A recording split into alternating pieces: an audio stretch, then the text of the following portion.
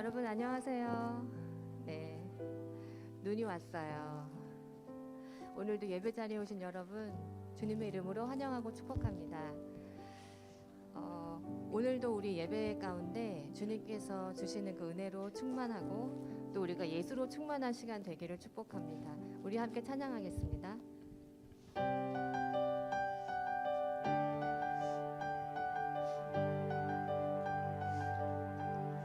시작됐네 우리 주님의 능력이 나의 삶을 다스리고 새롭게 하네 자유하네 죄와 사망으로부터 나의 삶을 떠나보라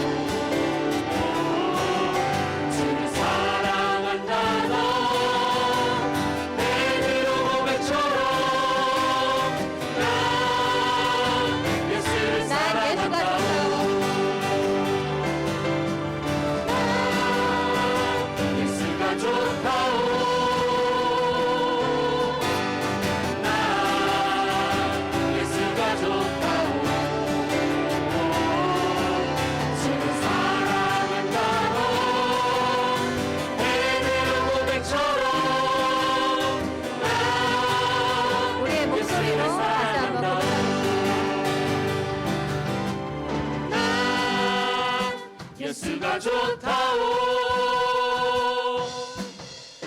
난 예수가 좋다오.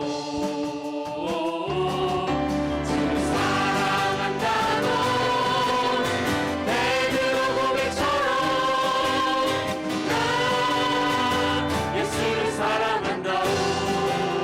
난 예수가 좋다오. 예수가 좋다오. 난 예수가 좋다오. 주를 사랑한다 넌 베드로 고백처럼. 난 예수를 사랑한다오. 네, 우리 좋으신 주님께 박수로 영광 올리겠습니다.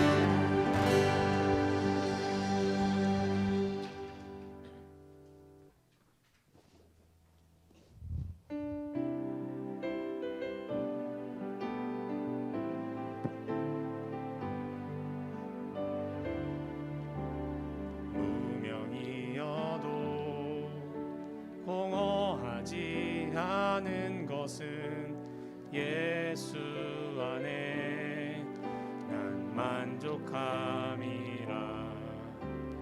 가난하여도 부족하지 않은 것은 예수 안에 오직 나는 부요함이라. 고난 중에도 고난 중에도 견뎌낼 수 있는 것은 주의 계획 있기 때문이라. 실패하여도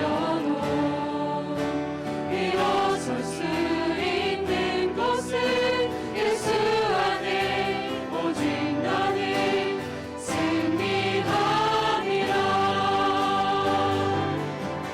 난 예수로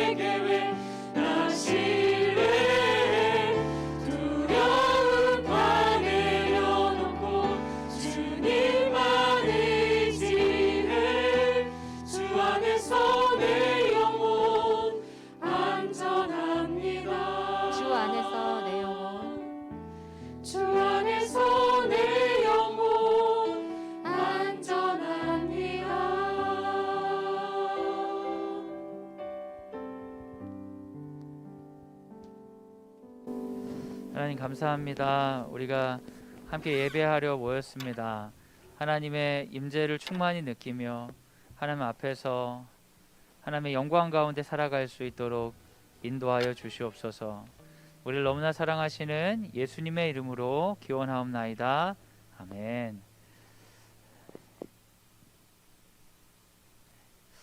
안녕하세요. 네, 안녕하세요. 2022학년도 교육표를 한번 읽도록 하겠습니다. 성령이여 새날을, 성령이여 새 힘을. 오늘 우리에게 주시는 하나님의 말씀은 창세기 1장 27절 말씀입니다. 같이 한번 읽어주세요. 시작. 하나님이 자기 형상 곧 하나님의 형상대로 사람을 창조하시되 남자와 여자를 창조하시고. 학교는 교육기관이다 보니까 1년에 2회에서 3회 정도 그 계기 교육을 하게 되어 있습니다. 이 계기 교육의 그 종류들은 교육청에서 정해줘요. 근데 저희는 기독교 학교니까 이 계기 교육의 내용과 그리고 좀 신학적인 관점을 섞어서 계기 교육을 하고 있습니다. 제목을 한번 읽어주시죠. 시작. 인간은 왜 존엄한가? 오늘은 인권 계기 교육으로 학생들에게 진행하는 것들을 여러분과 함께 나누려고 합니다. 정말 그 제목이 재미없게 생겼죠. 여러분 인간이 존엄하다는 것에 동의하세요? 네, 뭐 그러시겠죠. 그러실 거예요. 그죠? 인권이라고 하면 인간이기에 존중받아야 하는 권리라고 우리가 생각할 수 있을 것입니다. 아주 상식적으로요. 그럼 여기서 우리는 이 여러 질문들을 해봐야 될 건데요. 인간이란 도대체 어떤 존재인가? 이런 질문을 해봐야 될 것이고요. 그리고 인간이라면 마땅히 누려야 되는 권리는 무엇인가? 이런 질문을 해야겠죠. 인권이라는 것도 다양하기 때문에 오늘은 권리에 대한 부분보다는 신학적으로 인간이 왜 존중받아야 되는지, 그리고 인간을 존중하는 하나의 방법으로 혐오 표현을 자제하는 게 필요하다는 주제로 여러분과 얘기를 드리려고 합니다. 사실 뭐 주제를 얘기 드렸기 때문에 결론도 다 나온 거예요. 당연하죠. 뭐 인간은 존중해야 되고 그리고 혐오 표현은 안 좋은 거다. 근데 그걸 좀 더 우리 자신에게 설득하기 위한 과정을 같이 한번 따라와 주시면 좋을 것 같아요. 첫 번째 질문입니다. 여러분 인간의 특징은 뭘까요? 인간하고 가장 많이 비교되는 것이 이제 짐승들일 텐데 유사한 짐승들, 포유류랑 많이 이제 비교가 될 텐데요. 그렇게 비교했을 때 인간의 가장 큰 특징은 뭐라고 할 수 있을까요? 동물들하고 인간하고. 네. 우리가 또 이게 서로 대화하는 사이는 아니니까 충분히 이해는 할 수 있어요. 그래도 여러분이 주로 이런 생각을 하실 거라고 제가 예상해서 대답을 해보자면 인간은 무엇보다도 좀 생각하는 거, 지능이 높은 게 좀 주요한 특징이지 않겠습니까? 뭐 직립보행도 특징이긴 하겠지만 직립보행하는 그 동물들이 있으니까요. 근데 예전 같으면 지능 문제를 이야기하면 인간의 아주 주요한 특징이다 얘기할 수 있었어요. 근데 이 지능 문제로 갔을 때 두 가지 단점이 있습니다. 첫 번째는 저같이 그 장애인 사역을 하고 장애인들하고 공동체를 이룬 적이 있는 사람들은 지능이 인간의 특징이라고 했을 때 지능이 인간의 특징이라고 말하기에는 많이 효율적이지 못한 장애인들이 있어요. 지적 장애가 심한 경우에. 그런 경우에는 그런 사람은 인간이 아니란 뜻인가? 전 그런 생각을 하게 되는 거예요. 인간의 특징은 지적 능력이다. 그런데 그 지적 능력이 소위 말하는 평균적인 인간으로부터 한참 미치지 못하는 사람은 그러면 인간이 아닌 게 되지 않을까? 전 그런 걱정이 있는 거예요. 제 주변에 많은 장애인 형제들이 인간 아닌 취급받을까 봐 걱정이 되는 거예요. 여러분 그런 생각 잘 안 해보시죠? 여러분 평균 지능 분들하고 주로 계시니까 그래요. 또 한 가지는 지능이 인간의 특징이라고 한다면 요즘에는 뇌에서 그 정보를 습득하는 방식, 그 알고리즘을 가지고 인공지능을 만들었잖아요. 그래서 인공지능이 스스로 학습을 한단 말이에요. 그래서 인공지능이 지능이 성장합니다. 그래서 인공지능이 지능이 있다고 말할 수가 있어요. 그 지금은 그 형태가 인간보다 훨씬 다르기 때문에 굉장히 효율적이지만 인간 같지는 않은데 이게 점점 발달해 가지고 정말 인간하고 구별하기 어려울 정도로 지능이 성장한다면 그 인공지능도 인간이라고 해줘야 되지 않을까? 이런 문제가 생기는 거죠. 인간이란 무엇인가? 지성적 존재인가? 우리 부모님들을 이제 먼저 떠나 보내신 분들은 부모님들이 소천하시기 전에 거의 지능이 기능하지 못하는 상태들을 여러분 보신 적이 있을 거예요. 그때 여러분은 그 부모님을 바라보면서 인간이 아니구나 이렇게 생각하지는 않으셨죠. 그죠? 인간은 정말 지능으로만 설명될 수 있는 것인가? 또 한 가지는 인간에 대한 표현 중에 이런 게 있습니다. 만물의 영장이다. 이런 거 들어보셨죠? 영장이 뭡니까, 여러분? 영장. 이거 말은 잘 쓰는데 무슨 뜻인지 모르고 쓰는 경우가 있는데 여기서 영은 그 영적인 거예요. 영적인 거. 장은 대장을 말하는 거예요. 만물의 영장이다. 그러면 만물의 영적인 대장, 그 최고죠. 근데 여러분 영장을 어디서 쓰냐면 동물을 나눌 때 소위 말하는 영장류라고 하잖아요. 영장목이라고 하는데 만물의 영장이라고 할 때 영장류에는 사람만 있는 게 아니고요. 오랑우탄이나 침팬지나 이런 것도 다 영장류예요. 그러니까 같은 동물들 중에서 가장 수위가 높은 방식으로 인간을 이해한다면 사실 뭐 침팬지랑 별 차이가 또 없는 거예요. 그렇죠? 인간은 무엇일까? 그래서 인간을 정의 내리기 위해서 뭔가 뛰어난 인간이 인간이거나 아니면 평균적인 인간을 우리가 딱 구성하면 우리가 기대하는 평균적인 인간으로부터 벗어난 사람들이 반드시 발생합니다. 그래서 인간을 정의 내리기가 상당히 곤란하죠. 여러분 그 프란시스 골톤이라고 들어보셨는지 모르겠어요. 이분보다 유명한 거는 이분의 친척인 찰스 다인이 유명하죠. 찰스 다인이 그 자연 선택에 대한 발견을 했잖아요. 갈라파고스 그 새들의 다양한 부리 모양을 보면서 같은 종류인데 환경에 따라 다르게 진화하는구나 이런 것들을 이제 발견하고 이 골턴은 그걸 통해 인간도 분명히 환경에 따라 적응하면서 더 뛰어난 종이 있을 것이다. 이렇게 해서 우생학이라는 학문을 주창했습니다. 이 사람은 인간의 뛰어남은 철저하게 환경이 아니라 유전으로 정해진다고 믿었던 사람이에요. 그럼 환경이 아니라 유전으로 정해진다면 인간이 앞으로 잘 진화하기 위해서는 가장 우수한 인종을 의도적으로 이제 남길 필요가 있지 않냐 이런 식의 주장을 한 거죠. 그래서 이 사람의 주장이 인종차별이나 식민지배를 정당화하는데 아주 많이 사용되었습니다. 요즘은 우생학 같은 이야기하면 정말 인간 쓰레기 취급받죠. 근데 우리도 모르게 우리 안에는 우생학적 사고들이 있기는 하죠. 어떤 인간은 보존할 만하고 어떤 인간은 사라져야 된다. 그렇게 인간을 정의할 수 있을까? 이런 질문을 하면서 여러분과 인권에 대한 얘기를 이제 시작하려고 합니다. 인권은요, 인간이기에 존중받아야 하는 권리를 의미하는데요. 여기서 중요한 것은 인권은 보편적 권리라는 거예요. 그래서 그 사람이 어떠한 특징이 있기 때문에 어떤 능력이 있기 때문에 보장받는 게 아니라 그냥 지능 여부랑 상관없이 어떤 모든 거랑 상관없이 그냥 인간으로 태어났으면 그 사람이 장애인이고 기능이 전혀 인간 수준이 아니더라도 인권이 있는 거 되는 거죠. 그러니까 아무리 인간처럼 생기고 인간하고 똑같이 만들어도 인공지능에게는 인권이 없는 거죠. 한번 읽어주시겠어요? 국적부터 시작. 국적, 종교, 시민권, 배우자 유무, 직업, 수입, 종교적 사회적 특성, 성별, 연령과 관계없는 권리. 그러니까 인권이 있다고 하면 인간으로서 인간 개체로 태어난 순간 그냥 인권이 있는 겁니다. 그럼 여기서 또 이제 윤리적 이슈가 되는 게 그러면 낙태 같은 거 몇 주 이상 돼야지 인간이냐. 낙태에 대한 이런 이슈도 있겠죠. 근데 거기까지는 안 가더라도 태어난 존재로서 인간은 보편적인 인권을 가진다라고 하는 게 이제 인권의 정의입니다. 그럼 여기서 이제 질문을 우린 해야 돼요.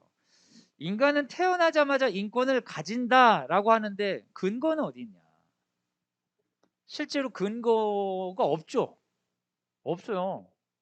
인권의 근거가 어디 있습니까? 우리가 역사의 어떤 그 시간을 거슬러 가면 인권이란 게 뒤로 가면 갈수록 잘 보장될까요? 보장되지 않을까요? 지금보다 더 앞 시대로 가면 갈수록 인권은 보장되지 않았겠죠. 그건 여러분이 역사를 배우셔서 알잖아요. 근데 우리는 뭐라고 주장하냐면 인간은 태어나면서부터 인권이 있다. 모든 존재는 인권이 있다고 얘기해요. 근데 역사를 거슬러 올라가서 소위 말하는 인류의 태생으로 가면 갈수록 인권은 없어요. 근데 사실 인권이란 건 태어날 때부터 만들어진 건 아니고 역사적 과정을 통해 사회가 합의한 거죠. 우리가 이렇게 합의한 거죠. 그래서 인권이란 것이 만들어지는 과정 가운데는 폭력과 억압이 있었습니다.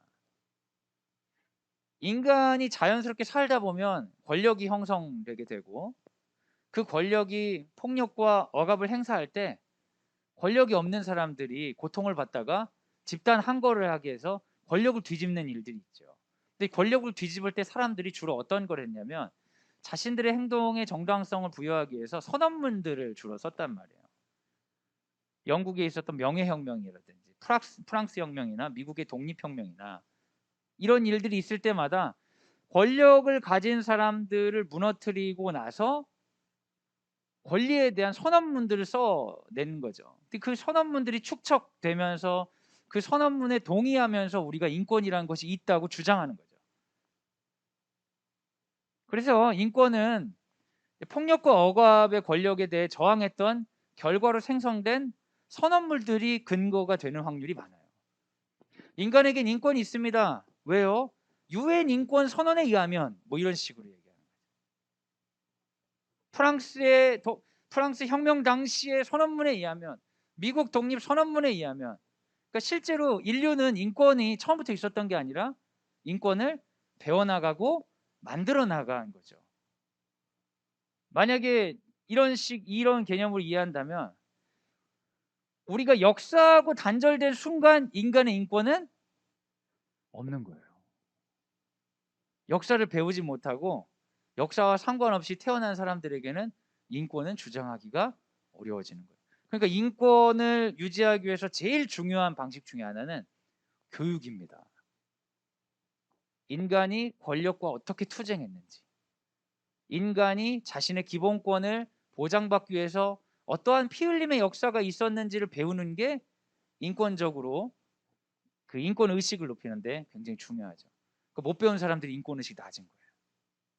좋은 대학 들어갔다고 인권 의식이 높은 게 아니라 인간이 기본권을 지키기 위한 역사적 투쟁에 대한 의식이 낮을수록 인권 의식이 떨어질 확률이 높죠. 이렇게 제가 설명을 드리니까 인권이 근거가 분명한 것 같아요? 더 별로 없는 것 같아요? 약간 인권은 이데올로기적인 성향이 강하죠. 근거가 있기보다는 이건 해야 되니까 하는 거예요, 그냥. 근데 우리는 좀 더 다른 생각을 할 수 있어요. 역사의식이 없는 사람에게 인권은 근거가 전혀 없고요. 교육이 배제된 국가에서 인권은 근거가 전혀 없고, 강력한 힘을 장악한 권력 앞에서 인권은 근거가 없습니다. 그래서 인권 자체는 자연적으로는 근거가 없는 것 같아요. 근데 우리는 기독교인이기 때문에 인권의 근거를 성경에서 찾을 수 있습니다. 창세기 1장 27절 같이 한번 읽어주세요. 시작. 하나님이 자기 형상 곧 하나님의 형상대로 사람을 창조하시되 남자와 여자를 창조하시고. 어떤 사람들은 성경이 너무 인간 중심이라고 비난하지만 실제로 성경은 인간 중심입니다. 인간에 대한 굉장한 특별함을 가지고 있어요. 성경에서 하나님께서 창조할 때 보면 동물들을 창조하는 방식은 각각 그 종류대로 내더라 이렇게 되는 거예요.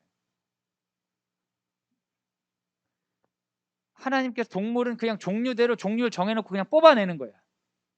그런데 인간은 하나님의 형상을 따라 지었다. 그러니까 성경은 처음부터 인간에 대한 굉장히 강한 그 어떤 우선성을 부여하고 있는 거죠. 인권의 근거라고 했을 때 기독교인들은 분명히 이야기할 수 있는 게 있습니다. 그건 바로 우리가 존귀한 이유는 하나님께서 우리를 당신의 형상으로 만드셨기 때문입니다. 그런데 이게 기독교인이 아닌 사람들도 이거를 알고 있어요. 인권이 근거가 없다는 걸 알고 있어요. 그래서 이 근거 없다는 것을 덮기 위해서 어떤 표현을 쓰냐, 천부 인권이라는 말을 쓰는 거예요. 천부, 하늘이 준 인권이다. 하늘이 주긴 뭐가 줬어. 역사적 과정을 통해 투쟁하면서 만들어 나갔다니까. 그럼에도 불구하고 오늘 이 시간에 인권을 주장하기 위해서 신을 운운할 수밖에 없는 거예요. 그만큼 인권은 근거가 없어요. 왜냐하면 인간은 원래 평등하지 않기 때문에. 우리가 평등하지가 않아요, 여러분. 근데 평등하게 길러지는 거죠. 우리는 하나님 믿기 때문에 하나님께서 역사의 과정을 통해 우리에게 가르쳐 주셨다 이렇게 생각하지만 사회에서는 또 다르게 생각하는 거죠. 유엔 세계 인권 선언 제1조 한번 읽어주세요. 시작. 모든 인간은 태어날 때부터 자유로우며 그 존엄과 권리에 있어 동등하다. 인간은 천부적으로 이성과 양심을 부여받았으며 서로 형제의 정신으로 행동하여야 한다. 이게 유엔 세계 인권 선언 제1조입니다. 여러분 동의가 되세요? 맞는 것 같으세요? 아닌 것 같으세요? 집에서는 이렇게 잘 안 가르치시죠. 모든 인간은 태어날부터 자유롭고 존엄과 권리에서 동등하다 이렇게 잘 안 가르치시잖아요. 그래도 네가 야 좋은 부모 만나서 들이맞겨도 다니는 거야. 사람이 다 똑같은 줄 알아? 그런 얘기 하지 않으세요? 어디 가서 엄마 욕할 생각하지 마. 들이맞겨 다니는 거 다 엄마 덕이야. 다 다닐 수 있는 게 아니야. 뭐 이러면서. 근데 실제로 그건 존엄의 문제는 아니지만 우리가 살면서 오리엔테이션 되는 인간에 대한 그 이미지는 이중적이에요. 평등하다, 똑같다라는 걸 계속 교육받으면서 한편으로는 삶에서 경험되는 건 굉장히 다르다. 다름 때문에 갈등이 계속 일어난다. 끊임없이 연대와 고립이 계속 일어나는 어떤 야만적인 그 생을 살면서도 평등하다는 얘기를 같이 하는 거죠.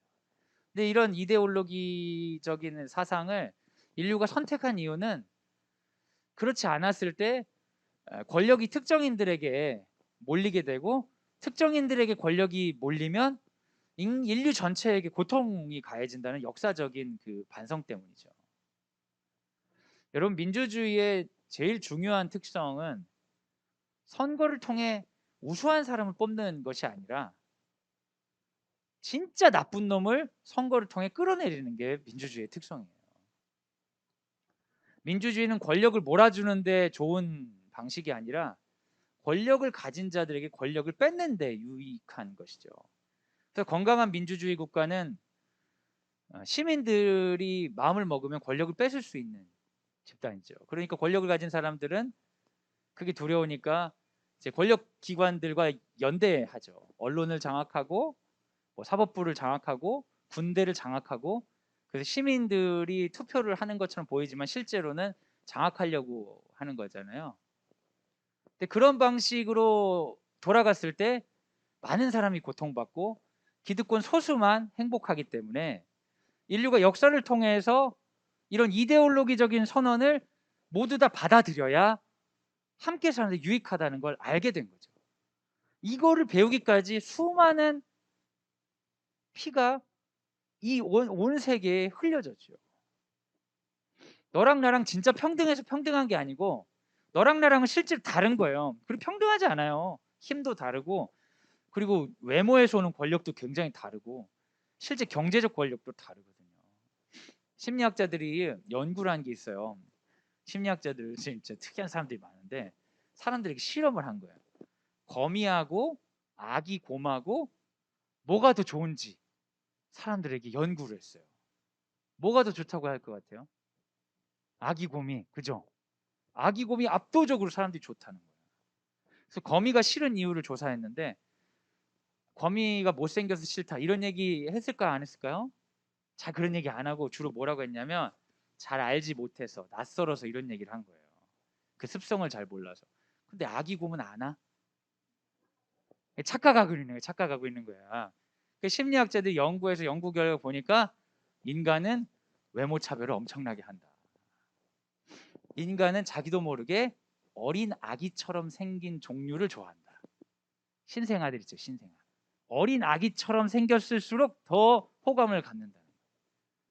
그래서 이제 매력 있는 그 조사의 결과에 매력 있는 여성은 어린아이 같은 신생아 같은 얼굴과 성인 같은 몸매를 가지면 인기가 제일 많다. 뭐 이런 결과를 내더라고요. 진짜 그런지 모르겠어요. 남자분들이 많다면 또 여쭤보고 싶긴 한데. 근데 여러분, 인간은요 딱 보는 순간 느끼는 거예요. 권력 차를 느끼는 거예요. 와, 저 안면 권력이 장난 아니다 저기. 교실에서도 있는 거죠. 아, 배경의 권력이 다르구나. 가진 바디의 힘의 권력이 다르구나. 지능의 권력이 다르구나. 그러니까 계속 투쟁하고 싸우고 쟁취하고 싶은 게 우리 몸에 진화적 그런 에너지들이 있는데 그대로 살면 그래서 누군가가 정말 그런 자원이 충만한 사람들이 권력을 가지면 대다수가 고통받는다는 걸 알고 있는 거예요. 역으로 모든 사람에게 권력이 있다는 것을 함께 합의해 버려서 그런 다툼을 누군가가 나는 권력을 내가 몰수했기 때문에 내가 너희들 마음대로 할 수 있어 라는 생각을 못 가지게 해서 우리가 같이 사는 세상을 꿈꾸는 게 민주주의적인 가치거든요. 그래서 인권이 엄청 중요한 겁니다. 어쩔 때는 인권에 대한 과도한 이런 그 주장이 자연스러움을 좀 넘어서는 것 같아서 불편하신 분들도 있을 거예요. 특별히 성향이 좀 보수적인 분들은 야, 너무 심한 거 아니야? 자연스러운 것까지 그렇게 삐딱하게 봐야 돼? 그렇게 느끼시는 분들도 있을 거예요. 근데 그럼에도 불구하고 이런 인권적인 교육이 계속 이루어져야 하는 이유는 그 사람들이 이야기하는 과도한 개별적인 주장이 사회를 장악해야 되기 때문이 아니라 소수자의 목소리가 들리지 않았을 때 특정인들이 권력을 장악하고 그래서 대다수의 사람이 비판할 수 있는 능력조차도 앗아갈 수 있기 때문에 이러한 교육은 항상 유지되어야 하는 것이죠. 이건 사회적 맥락이고요. 그리고 종교적 맥락에서는 천부 인권은 원래 있었던 거예요.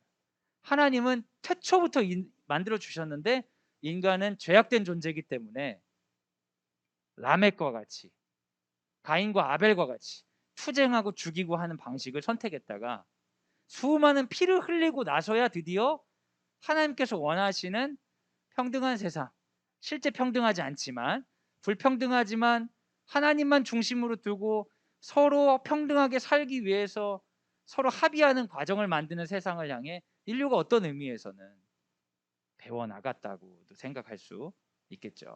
첫째 되는 계명이요 둘째도 그와 같으니 내 이웃을 내 자신과 같이 사랑하라 하셨으니 이 두 계명이 온 율법과 선지자의 강령이니라. 하나님께서 우리에게 율법을 요약해서 예수께서 가르쳐 주신 건 하나님을 사랑하고 이웃을 사랑하라. 근데 이웃을 사랑하는 방법이 있어요. 뭐처럼 사랑해야 돼요? 맞아요. 내 자신같이 사랑하라. 그럼 여기 보이지 않는 행간에 2번이 있는 거예요. 이게 3번이 있는 거죠. 1번은 하나님을 사랑하라. 2번은 내 자신을 사랑하라. 그죠? 3번은 내 자신같이 이웃을 사랑하라. 인간이 너무 소중한 거예요. 하나님이 그래서 우리에게 주신 명령은 결국 인간을 존중하고 인간을 사랑하고 인간과 같이 살아가는 삶을 꿈꾸라고 이야기하시는 거죠. 하나님의 인권 명령이라고 제가 이렇게 했는데 신학적으로 이런 표현은 전혀 쓰는 표현은 아니고 그냥 제가 오늘 하려고 그냥 한 거예요. 하나님을 사랑하라. 근데 성경에서 여러분 하나님을 사랑하는 전제 조건으로 우리가 사랑을 무조건 해야 됩니까? 아니면 하나님이 먼저 사랑하셨다고 이야기합니까? 하나님이 먼저 사랑했다고 얘기하잖아요. 하나님의 사랑하는 전제 조건은 뭐냐면 사랑받은 존재로서 자기를 발견해야 되는 거예요. 당신 하나님 사랑하십니까? 하나님이 뭘 하셨어요? 이게 아니라 하나님을 사랑하는 전제 조건은 내가 하나님께 사랑받은 걸 인정하는 것부터거든요. 그러니까 하나님을 사랑하고 이웃 사랑하기의 첫 번째를 여러분 시도하시려면 말씀을 믿으셔야 돼요. 제가 어떤 학생을 이렇게 상담을 하는데 하나님을 사랑하냐고 물어봤어요. 사랑한다는 거예요. 근데 제가 친한 학생이어서 증거를 대보라 그랬어요. 그랬더니 막 머리를 극적이더니 자기가 청소년 시기에 무슨 수련회 갈 때 내가 가겠다고 그랬다는 거예요. 그래가지고 그래서 하나님 사랑한다고 그러냐고. 그게 남학생이었는데 제가 너 여자를 사랑해 본 적 있어? 그랬더니 그 친구가 갑자기 수줍게 미소를 이렇게 싹 짓더라고요. 네, 이러는 거예요. 그러면 그게 사랑하면 평소에 넌 맨날 너만 생각하잖아. 근데 사랑하면 걔도 엄청 생각하지 않아? 맞아요. 걔 생각을 너무만큼 하지 않아? 맞아요. 하나님 사랑하는 건 그런 건데 너 일평생에 수련회 갈 때 내가 한번 가주겠다고 해놓고 하나님 사랑한다고 얘기하는 거야? 깜짝 놀라는 거야. 야, 그렇게 사랑하면은 너는 여자친구 못 사겨. 끝이야. 내가 저번에 무슨 선물 줬잖아. 그러니까 내가 사랑하잖아. 끝이야. 난 영원히 솔로야. 너무 큰 충격을 받더라고. 넌 하나님 안 사랑하는 거야. 그러면서 제가 막 뭘 했어요. 네가 뭐 사랑 안 한다고. 근데 왜 하나님 안 사랑하냐? 그랬더니 그 친구가 그러더라고요. 사실 자기는 영적인 체험이 없다는 거예요. 진짜 답답한 사람이죠. 여러분, 믿음은 영적인 체험으로 오는 게 아니죠. 믿음은요, 성경에 있는 말을 믿는 거예요. 그냥 믿는 거예요. 사기당한다 생각하고. 왜냐하면 그 말이 날 살리는 말이니까요. 그 친구가 그러는 거예요. 자기 어렸을 때부터 힘든 일도 많았고 부모님이 막 괴롭히기도 했고 막 형제간의 다툼도 많았고 막 이렇게 힘든 일이 많았는데 어떻게 하나님을 사랑하냐고 막 그래요. 하나님이 그걸 다 너한테 줬다고 생각하는 거야? 하나님이 널 괴롭히려고 그랬다고 생각하는 거야? 하나님의 의도가 네가 괴로운 거야? 어? 걔는 그렇게 생각했던 거예요 지금까지. 성경을 읽으면서 어떻게 그런 생각했는지 모르겠어요. 성경 안 읽은 거지. 인생에 있는 고통과 죄악은 에덴을 떠난 인간들에게 자연스럽게 유전되면서 생기는 일이잖아요. 내가 통제할 수 없는 일들이 너무너무 많잖아요. 여러분, 우리가 가지는 유전적 특성을 하나님께서 의도하고 만드셨다고 봐야 될까요? 얘는 좀 이런 조금 코는 못생기게 만들어야겠다. 그럼 그걸 통해서 이 고난을 극복하면서 예수를 찾고 그래서 큰 은혜를 받아가지고 삶의 진정한 구원을 이룰 수 있도록 이 코를 삐뚤어 버려야겠다. 이러면서 하나님이 이런 식으로 하신다고 해요. 얘는 이 시기에 딱 부도나게 해야겠다. 그래가지고 바닥 끼면서 기도하면서 자기 집 회개하고 돌아오게 만들어야겠다. 악마 아니야, 악마? 그게 사랑 많으신 사랑 참 너무 비상식적이지 않아요? 여러분 인간이 이제 종간 결합을 하잖아요. 암수가 결합을 해요. 암수가 결합하는 이유는 DNA가 암수 결합하지 않고 그냥 개체 생성을 하면 한 번에 죽을 수 있으니까 종간 결합을 통해 전혀 새로운 DNA들을 만들어가는 거잖아요. 근데 그 과정을 하는 이유는 사실은 살아가는데 더 유익하라고 그런 거거든요. 어떤 위기에 있을 때 한꺼번에 죽지 말라고. 그 과정 가운데는 그 조합 가운데는 우성인자들이 잘 조합될 수도 있고 때때로는 열성인자가 조합될 수도 있죠. 그러니까 나란 사람이 어떤 의도에서 내 마음에 들지 않는 어떤 상황으로서 내 존재가 만들어질 수도 있고 내 배경이 그럴 수도 있는데 하나님이 일부러 의도를 해가지고 이렇게 하면 얘가 진짜 마음에 안 들고 평생 자존감 낮아져서 살 거야. 그러다가 예수를 믿고 변화되겠지. 여러분 그렇게 상상하는 건 너무 이상한 거 아닌가요? 하나님께서 출애굽의 구원을 이루려고 이스라엘 사람들을 애굽의 노예로 막, 막, 집어넣는 거예요? 성경의 내용이 그렇습니까? 하나님께서는 에덴 동산에서도 선악과를 선택할 수 있도록 우리에게 주셨잖아요. 피조물에게는 선택할 수 있는 능력을 주신 것 외에는 어떻게 보면 우리가 고를 수 없는 어떤 상황들인 거지 않습니까? 근데 내가 그렇게 고를 수 없는 상황이 딱 했는데 한국에 태어났어. 분단 국가에 태어났어. 거기다가 뭐 개인적인 능력도 떨어져. 돈도 없어. 부모님도 별로야. 양육도 안 좋아. 그러면 나를 사랑할 이유가 있습니까? 없습니까? 별로 없죠. 근데 신의 아들이 날 위해 죽었다는데 이거 믿으면 좋은 거 아니에요? 왜 나는 이러한 조건을 갖고 태어났고 신이 내게 뭘 안 줬기 때문에 난 신을 안 믿겠다. 전 그게 이해가 안 돼요. 내가 그럼에도 불구하고 날 위해 십자가를 지겠다는데 그럼 된 거잖아요. 내가 가진 게 별로 없어도 날 위해 자기 목숨을 건다는데 그럼 된 거잖아요. 그걸 왜 안 믿냐고. 믿으면 나한테 좋은데.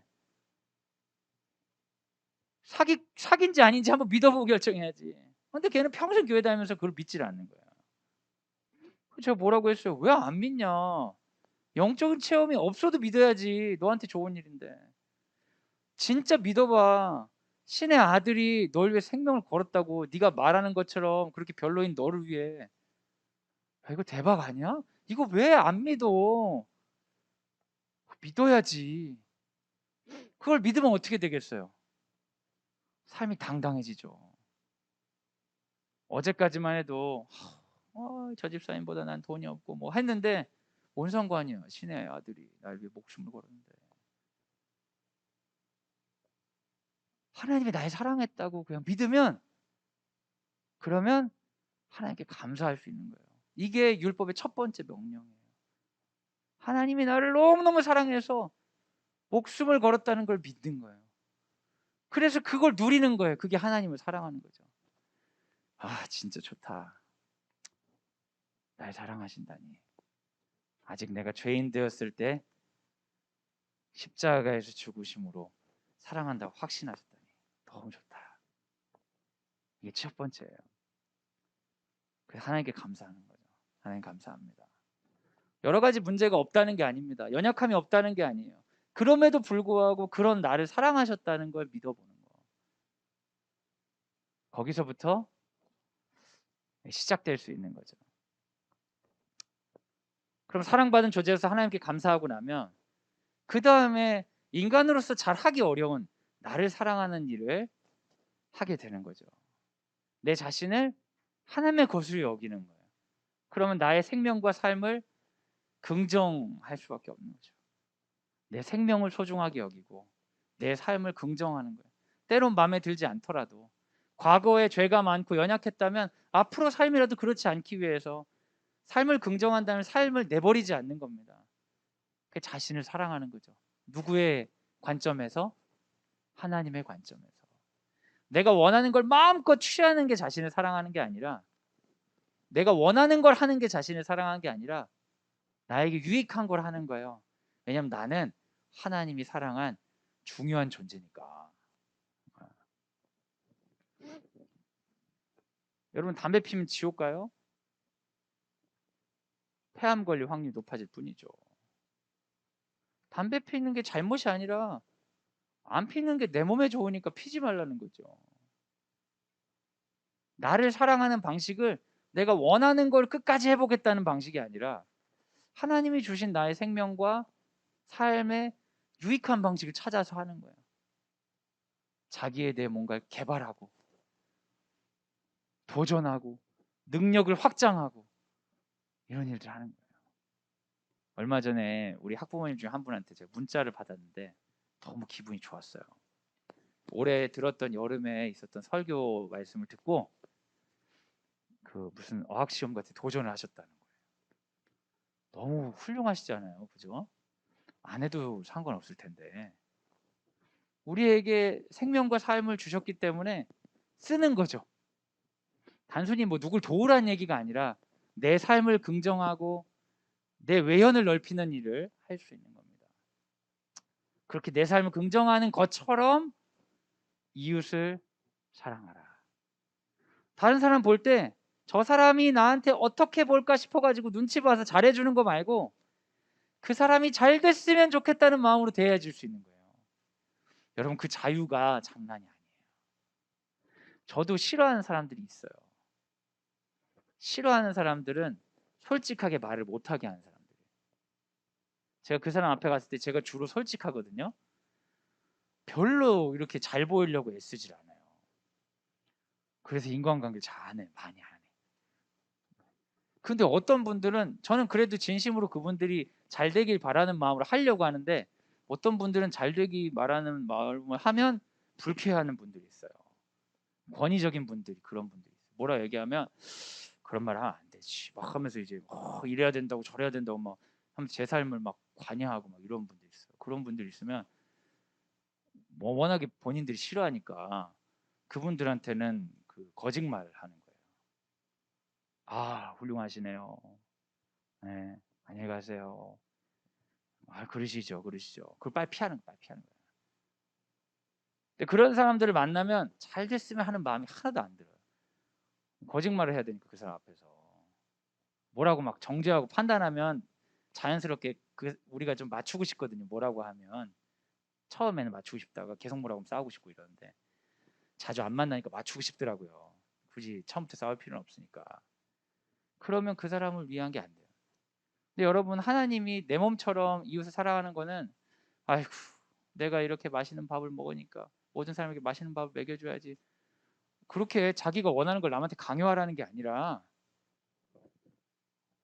자녀들을 사랑할 때 여러분 그런 생각 많이 하시죠? 내 몸처럼 사랑한다고. 아니에요. 그건 내 몸처럼 사랑하는 게 아니라 나를 사랑하는, 나를 사랑하는 거야. 나를 사랑하기 때문에 얘를 바꿔가지고 내가 만족하도록 얘를 바꾸려고 하는 건데, 내 몸처럼 이웃을 사랑한다는 건 그 사람이 정말 잘 됐으면 좋겠는 마음으로 그 사람이 원하는 거, 그 사람이 바라는 것이 잘 되도록 도와주는 거예요. 신학적으로는 그래서 인권적인 태도가 너무 자연스러운 거죠. 물론 이 사회에서 이야기하는 인권의 테두리 안에 있는 어떤 과격한 주장이 기독교에서 다 수용해야 된다는 걸 얘기하는 건 아니지만, 인간에 대한 존중, 그리고 각 사람들이 잘 살 수 있도록, 잘 살려면 이게 부딪히니까 그걸 합의할 수 있는 과정을 겪을 수 있도록 하는 것이 기독교적으로 중요한 인권이라고 생각합니다. 이제 여기까지 이제 인권에 대한 신학적 이유고요. 그 다음에 이제 혐오 표현을 하지 말자는 얘기를 이렇게 해야 되는데, 너무 설교를 길게 준비한 것 같아요.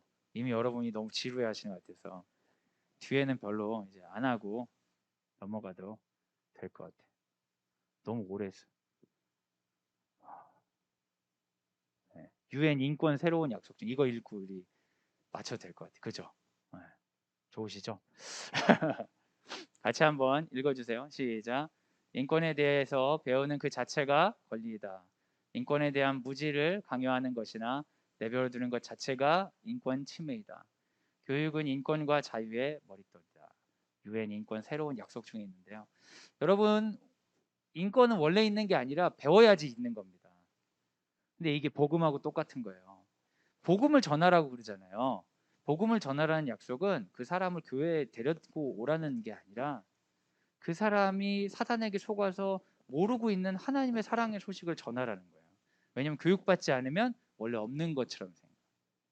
태어나서 우리가 눈을 뜨는 순간 우리는 아기로 태어나기 때문에 대부분 큰 사람들 앞에서 어떻게 이기고 살아야 되나, 어떻게 저 사람의 보호를 받던, 애정을 받던, 아니면 투쟁에서 넘어가든, 인간은 아기로 태어나기 때문에 항상 그런 생각밖에 못해요. 그래서 인간이 크면은 두 가지를 하려고, 어떻게 하면 쟤를 이길까, 어떻게 저 사람이 날 좋아하게 할까, 거의 그거를 갖고 사는 거예요. 유아적 생각으로부터 벗어날 수가 없거든요. 근데 그 사람에게 복음을 전하는 거예요. 네가 전혀 노력하지 않아도 그냥 네 존재만으로 하나님이 너를 엄청 기뻐한다. 믿으라고. 그 사람이 그걸 믿게 하는 거죠. 그걸 믿으니까 내 삶이 너무 의미 있는 거예요. 내 삶이 너무 의미 있는 걸 아니까 내 옆에 있는 사람도 너무 의미 있는 거예요. 같은 하나님의 형제니까. 그런 복음에 충만한 삶, 그런 삶으로 초청하라고 주께서 우리를 부르셨습니다.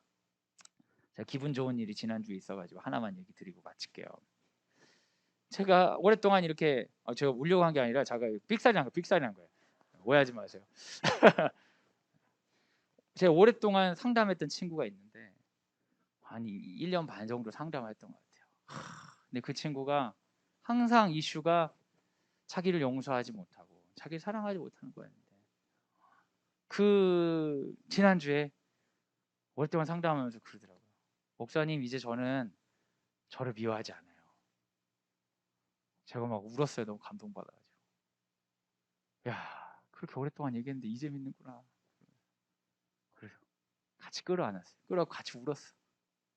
그게 뭐라고? 그 복음이 들어가기가 그렇게 어려운 거예요. 예수 믿으면 천국 가고 안 믿으면 지옥 간다. 여러분, 그거 믿게 하는 거가 중요한 게 아니라 하나님이 우리 존재를 너무나 기뻐하신다는 걸 믿게 하는 거. 그래서 내가 정말 하나님의 기쁨이라는 걸 받아들이면 내 주변 사람들도 하나님의 기쁨이 되죠. 그럼 그 사람이 잘 됐으면 바라게 되고, 그러면 지금까지 내가 타인에 대해 나와 다른 존재들에게 대하던 방식이 달라질 수 있죠. 그것이 저는 기독교적인 인권이 아닌가라고 여러분과 나누면서 오늘 말씀 마치려고 합니다. 지금 같이 한번 우리 기도합시다. 이 시간 함께 기도할 때 우리 감사했으면 좋겠습니다. 우리가 이렇게 인권이 보호받는 이런 곳에 살 수 있는 것은 역사적으로 많은 사람들이 피를 흘렸기 때문입니다. 그건 명확합니다. 우리가 지금 서라고 하면 너무 두려울 수많은 권력 앞에서 그들도 두렵고 떨렸겠지만 눈물을 흘리며 피를 흘리며 서 주었던 수많은 선배들 때문에 오늘 우리가 누리는 것이 있습니다. 하나님께서 우리에게 처음부터 주고자 하는 일들이 이렇게 어렵게 우리에게 왔습니다. 그래서 여러분, 우린 그걸 지켜야 됩니다. 지키는 것은 말하고 교육하는 거예요. 그리고 말하고 교육하는 걸 각자의 구체적인 삶에서 사용하는 것입니다. 그래서 우리가 우리 자녀들을 인권적으로 대해야 됩니다. 그들이 소중함을 전해 주어야 되고 내 자신을 소중하게 여겨야 됩니다. 때로는 나의 과거의 경험 때문에 부모님의 양육이나 어떤 경쟁 가득한 한국 사회에서 들었던 자신에 대한 비하하는 이야기나 어디에 속했다는 편견 때문에 자기 자신을 좋아하지 못하는 분들이 있다면 여러분, 그 하나님이 기뻐하시지 않는 것을 확신하시고 사라지게 해달라고 기도하기 원합니다. 내가 형제 순위가 이렇게 된 것, 내가 남성 혹은 여성인 것, 내가 어느 지역 출신인 것, 우리 집의 경제적 상황이 어떠한 것, 나의 직업 혹은 배우자의 직업, 우리 부모님의 직업이 어떠한 것, 그 왜곡과 고통들, 그 모든 것들은 우리에게 어려운 일일 뿐이지 우리 존재에 대해서 문제 있다고 여길 만한 것이 아닙니다. 하나님께서 수많은 역사적 과정을 통해 말씀을 통해 우리에게 도전하십니다. 너는 내 생명을 걸 만한 존재다. 이 시간 같이 기도할 때 주님, 그 말씀 믿고 그 말씀 전하는 사람으로 하나님 기뻐하시는 인권운동가로 나를 사용하여 주시옵소서. 지금 같이 기도하도록 하겠습니다. 기도하겠습니다. 사랑하는 여러분, 이 시간 우리 자녀들을 위해 기도하기 원합니다. 사랑하는 아들과 딸들이 우리의 가까운 이웃입니다. 우리 자신처럼 우리 자녀들을 우리가 섬겨야 될 텐데 우리는 내 자신 같기 때문에 마음이 아프고 내 자신 같기 때문에 때로는 화도 내고 하지만 사실 내 자신이 받고 싶은 대우로 해주는 건 아닐 수 있습니다. 우리가 우리 자녀들이 잘 되기를 기도하면 좋겠습니다. 잘 된다는 거는 행복하게 사는 것일 텐데요, 행복은 되게 주관적이기 때문에 그 아이는 그 아이대로 길을 잘 닦아가야 됩니다. 그리고 가장 큰 행복은 세상의 비교 가운데에 우위를 차지하는 것이 아니라 하나님이 날 사랑하셨다는 걸 신뢰하고 그 사랑을 전하기 위해 다른 존재들을 경쟁자나 두려운 자가 아니라 사랑할 존재로 보는 것이죠. 우리가 그 행복 전하려고 광성 드림학교 온 거 아니겠습니까? 우리 자녀들을 위해 기도합시다. 학교 갔다 오면 수많은 갈등의 이야기들을 한아름씩 하는 우리 아이들, 그리고 부모랑 대화하다 보면 자신을 잘 이해하지 못한다고 정말 가당치도 않은 소리를 하는 우리 아이들, 우리가 그들이 잘 되기를 진심으로 기도하기 원합니다. 하나님, 그들을 사랑하는 하나님의 마음이 충만하게 느껴지게 해 주시고, 내가 그 아이라면 듣고 싶은 말, 내가 그 아이라면 정말 필요한 말 할 수 있도록, 나를 기뻐하시는 그 하나님 기쁨 전해질 수 있도록 날 사용하여 주옵소서. 이 시간 우리 사랑하는 아들과 딸들을 위해 함께 기도하도록 하겠습니다. 같이 기도하겠습니다. 이 시간 우리 선생님들과 우리 각 교실을 위해 기도하기 원합니다. 사랑하는 여러분, 학교에서 배우는 것은 단순히 학습만이 아닙니다. 중요한 민주주의 사회의 가치와 기독교 정신들을 배우는 자리입니다. 그것은 학교에 문제가 하나도 없어야 되는 걸 의미하지 않습니다. 그건 정말 망상입니다, 여러분. 학교는 문제가 많을 것입니다. 우리가 배우는 신앙, 우리가 배우는 민주적 가치와 현실은 다르기 때문에 끊임없이 네가 틀렸다, 네가 틀렸다 이러면서 살게 될 것입니다. 우리가 소원하는 것은 학교의 공동체 과정을 통하여서 이러한 다툼이 아니라 함께 살기 위한 노력이 필요하구나. 내가 노력을 하던 네가 노력을 하던 같이 합의해 가면서 적당히 서로의 연약함을 알지만 하나가 되기 위해서 어떤 과정을 겪으면서 성장하는 것입니다. 그래서 이 아이들이 사회 어른이 되었을 때 좋은 대학 들어가고 좋은 직장 들어가서 나 광성드림학교 때문에 여기 왔어 이런 걸 자랑하는 게 아니라, 그 자리에서도 학교에서 배운 것처럼 하나님께서 기뻐하시는 믿음의 가치, 민주시민의 가치, 인류 역사가 함께 피 흘리면서 아파했던 것들을 같이 지켜나가는 아이들로, 약자의 손을 잡아주고 부당한 권력에 목소리 낼 수 있는 아이로 되는 것이 학교 교육이 중요한 것 아니겠습니까? 너무 걱정이 돼가지고 몰래 학원도 다 보내시고, 너무 걱정이 되고 너무 미워가지고 우리 애 괴롭히는 애 뒤에서 한번 꼬집고 이러면서 우리가 여기서 학기 잘 보내려고 하시면 여러분 뭐 안 됩니다. 그런 데 없습니다, 여러분. 내 아이만 잘 사는 세상 만들려고 하나님이 우리 보낸 거 아닙니다. 같이 기도할 때 하나님 학교를 통하여 잘 배우게 하여 주시옵소서. 선생님들이 적절히 개입하게 하여 주시고, 때론 나도 개입하게 하여 주셔서 이 학교를 졸업하는 그 순간에 하나님께서 기뻐하시는 함께 사는 방법을 더 많이 익히고 자기 자신을 사랑하고 실력과 외연이 넓어지는 사랑하는 우리 교실의 아이들 될 수 있도록 우리 선생님과 교실을 위해 같이 기도하도록 하겠습니다. 함께 기도하겠습니다. 이 시간 학교 일정을 위해 기도해 주시기 바랍니다. 우리 고등과정 시험을 준비하고 있습니다. 고3들은 졸업 여행 중에 있고요. 초등과정, 중등과정은 지금 평가 기간에 있습니다. 시험들을 마치고 마무리하고 이런 시간인데요. 이 과정을 통하여서 필요한 마무리를 잘 할 수 있도록 기도해 주시기 바랍니다. 부족한 학업에 대해서 확인하게 해 주시고, 선생님과 헤어지기 전에 나누어야 될 관계의 문제들, 정리해야 될 문제들 정리할 수 있도록 하나님 은혜를 더하여 주시옵소서. 학기 말을 잘 운영될 수 있도록 개입하여 주옵소서. 우리 함께 기도하도록 하겠습니다. 같이 기도하겠습니다. 이 시간에 마지막으로 우리 학교의 리더들과 운영자들 그리고 기독 학부모 운동을 위해 기도해 주시기 바랍니다. 교장 선생님과 교감 선생님, 행정실장님을 비롯해서 행정팀, 관리팀, 미화팀, 조리팀 하나님 기뻐하시는 운영할 수 있도록 기도해 주시기 바랍니다. 각 가정 가운데 이루어지는, 그리고 만남과 모임 가운데 이루어지는 기독 학부모 운동 가운데 하나님 은혜를 더하여 주셔서 어머니들의 기도 가운데, 아버지들의 모임 가운데 하나님 기뻐하시는 변화가 시작될 수 있도록 이 지역사회와 우리나라에 영향력 미치는 기독 학부모 운동 될 수 있도록 이 시간 함께 기도해 주시기 바랍니다. 같이 기도하겠습니다. 제가 마무리하는 기도와 축도로 예배를 마치도록 하겠습니다. 하나님 감사합니다.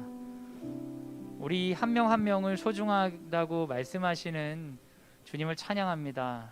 사람들은 우리가 소중하다고 이야기하지만 때때로 나는 최고로 소중한 사람이 아니라 두 번째로 혹은 세 번째로 소중한 사람인 것처럼 느껴지게 될 때가 있습니다. 가족에게도 서운하고 믿었던 교인들과도 서운하고 직장에서도 서운하고 섭섭한 게 한두 가지가 아닙니다. 그들이 하는 말을 믿을 수가 없습니다. 내가 나를 사랑하기도 어렵습니다. 그렇지만 주님은 우리를 사랑한다 하시고 그 아들을 보내셔서 십자가에서 자기 생명을 거신 분임을 우리가 믿습니다. 그래서 주님 때문에 우리는 우리를 사랑할 수 있습니다. 그렇게 사랑받은 존재로서 다른 사람을 사랑할 수 있습니다. 이 기쁨을 나누는 인권적인 삶, 하나님이 기뻐하시는 사람다운 삶을 살 수 있는 세계를 꿈꿀 수 있습니다. 주님, 그러한 초청에 응답한 우리들에게 그런 삶을 이어갈 수 있는 용기와 능력 또한 허락하여 주시옵소서. 이제는 예수 그리스도의 은혜와 하나님의 사랑과 성령의 교통하심이 주의 말씀을 듣고 하나님께서 기뻐하시는 존귀한 자다운 삶, 존귀한 사람들을 격려하고 존귀한 사람들에게 용기를 주는 삶 살고 싶습니다. 그렇게 나를 사용하여 주옵소서 다짐하는 사랑하는 광성드림학교 모든 식구들 위해 지금부터 영원까지 함께 하시기를 간절히 축원하옵나이다. 아멘.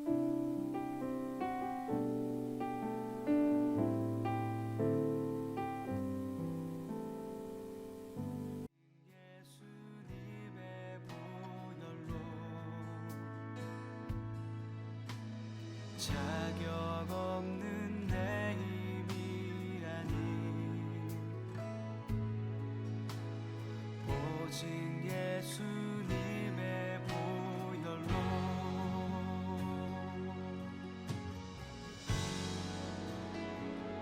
십자가의 보혈 완전하신 사랑 힘이 번나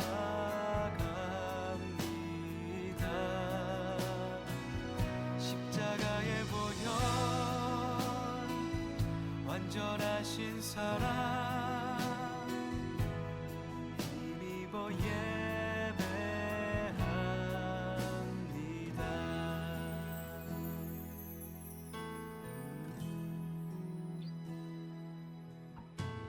주